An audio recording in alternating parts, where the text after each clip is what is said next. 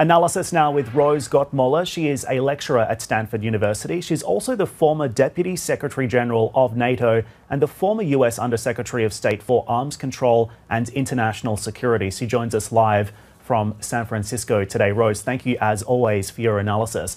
As you've heard, we could be hours or perhaps even days away from potential Russian military action in Ukraine or nothing at all. What's the real risk and the threat level as it stands in your view right now? I think we have to look at what is building up against Ukraine now in terms of Russian military forces, with over 100,000 military forces arrayed around Ukraine in Belarus. Also, naval exercises going on in the Black Sea and the Sea of Azov. Clearly, there is a lot going on in terms of building up capacity for an immediate invasion, and that has been the concern of President Biden in closing down the U.S. Embassy in Kyiv just today and moving our U.S. Diplomats to Lviv in the western part of the country as a temporary closure, the White House emphasizes. But at the same time, we had a meeting today of President Putin with his foreign minister, with Sergei Lavrov.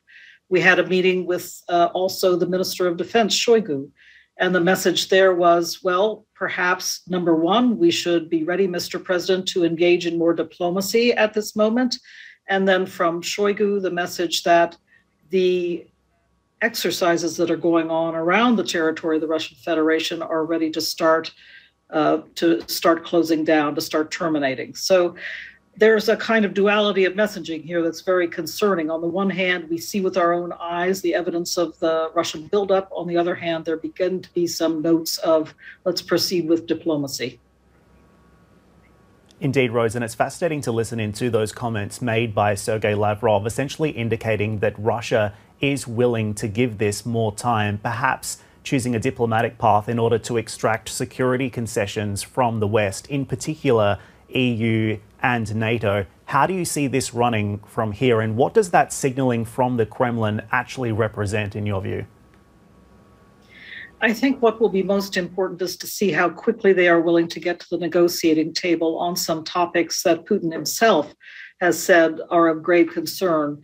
NATO and the United States are not going to give way on these so-called core demands of the Russians. That is, for example, that Ukraine should not join NATO, that NATO should return to its 1997 borders, that there should be no offensive weapons deployed in Ukraine. I think that, frankly, is one where NATO would probably be willing to make some movement in the direction of Russia.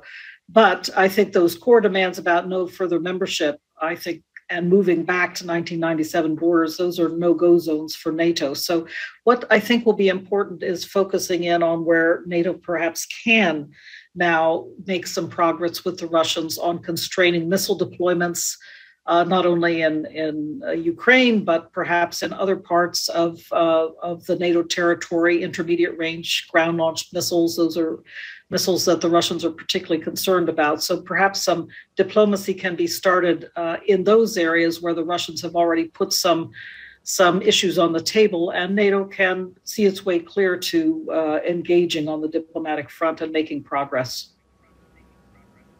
Rose, I also want your insights on the current messaging from Ukraine, because while the United States has been warning of a, quote, imminent invasion, Ukraine seems to be holding back, perhaps not using such forceful language. At the same time, it's also actually invited President Biden to come and visit. Would that make strategic sense? And what do you make of the messaging from Ukraine? I think President Zelensky has a very delicate messaging job to do. He needs to make clear that there is a continuing threat, a grave threat. He needs to ensure that NATO is giving the kind of assistance that it has been giving, including providing some advanced defensive weapon systems to Ukraine. But on the other hand, he doesn't want his own people to panic. He doesn't want his own markets to panic. And there has been pressure against the hryvnia. There has been a lot of concern about what the impacts would be on Ukraine of a Russian invasion. So he's walking a fine line here. I actually think he's done pretty well. And it's interesting. I think his history as a comedian and an actor shows that he is able to take a kind of light touch in trying to continue to bolster the morale of the Ukrainian people. But it also delivers a message to Russia that we are ready to stand up to you.